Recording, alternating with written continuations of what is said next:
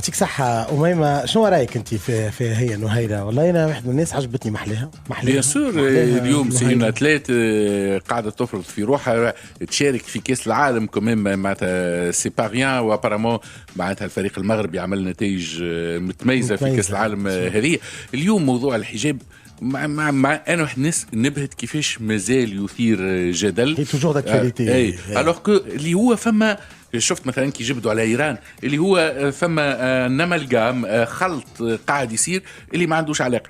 انا ضد فرض الحجاب على اي كان، هذا مبدا. اليوم مثلا انه المجتمع، اي مجتمع مثلا كي ناخذ اكزامبل فرنسا، من حقك تعمل قانون المراه اللي يفرض عليها رجلها ولا عائلتها ولا اي حد باش تلبس حجاب عندها الحق تتقاضى ونوفروا لها حمايه وغيره، هذا متفاهمين. ولكن شخص راشد يختار اللي هو يغطي شعب راجل ولا امراه، انا كمجتمع وكدولة ايش بدخلني؟ مثلا خلافا للنقاب، النقاب يطرح مشكل نتاع سيكوريتي، ما نجمش تعرف على وجه الشخص.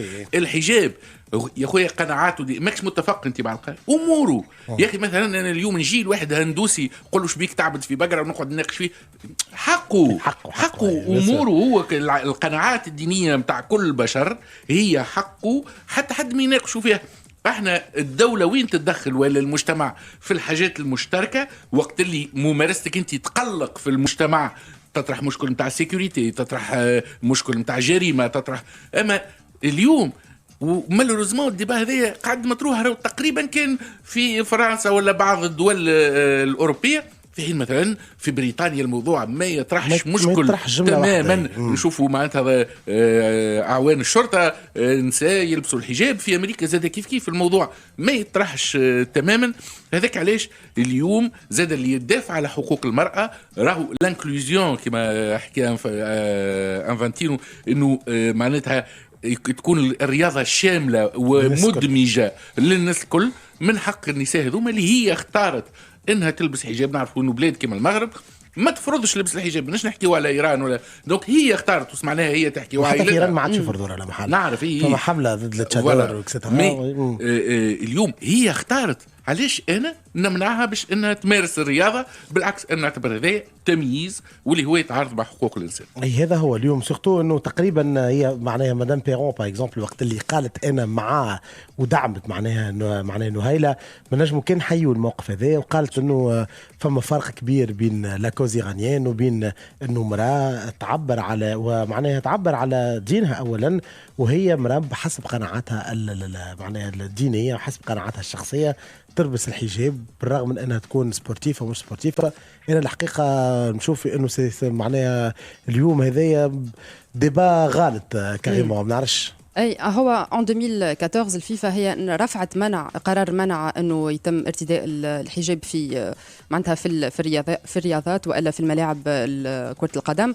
اما انا جوست نحب نقول حاجه انه ما نمشيوش بعيد لفرنسا وغيره، حتى في تونس ما زالت عندنا الحكايه هذيا، وصارت معايا انا شخصيا كي كنت نقرا في ليبسي. فما بروف قراني قال لي انت صوتك باهي وعندك حضور وتنجم توصل لبعيد، اما ماكش باش توصل لبعيد خاطرك متحجبه.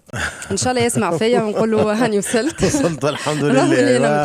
قالوا هاني وصلت والحمد لله. ايوه بعد ساعات معناتها كلمه كنت تنجم تدمر عبد، معناتها يقول لك انا مادامني هكاك من الشوصل سي ما غير ما نكمل.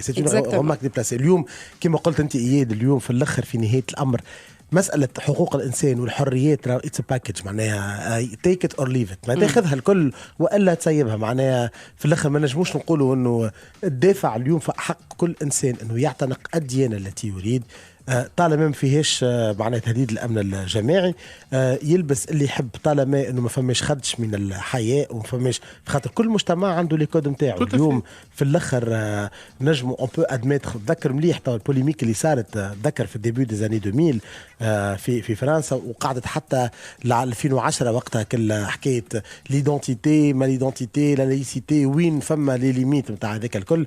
كان فما مشكله مثلا مع الحجاب الاسلامي، ما كانش فما مشكله مثلا مع الحجاب اليهودي.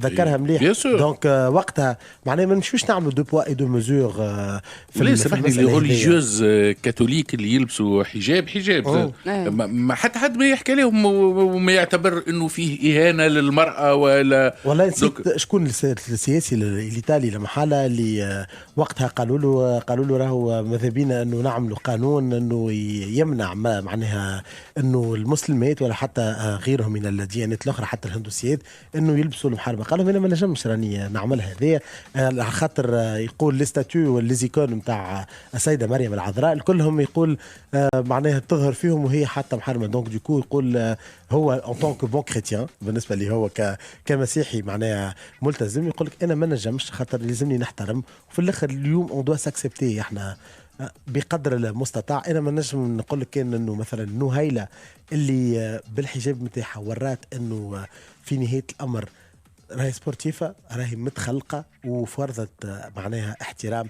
متاع العالم الكل. خليونا رايكم انتم سورتو انسي قولوا لنا شنو رايكم في المسألة هذية وهل تتعرضوا ساعات الانسان المتحجبات لنوع من سيغريغاسيون بلوز او موان ولا نوع من ديسكريميناسيون تمييز ساعات من قبل اعرفاتكم في العمل ولا من قبل زملائكم ولا حتى في الشارع اي فيس فيرسا. فما في بعض المجتمعات زاد المحافظة لبعض الاحيان المحافظة انه المرأة اللي ما تحطش حجاب معناها منعوتة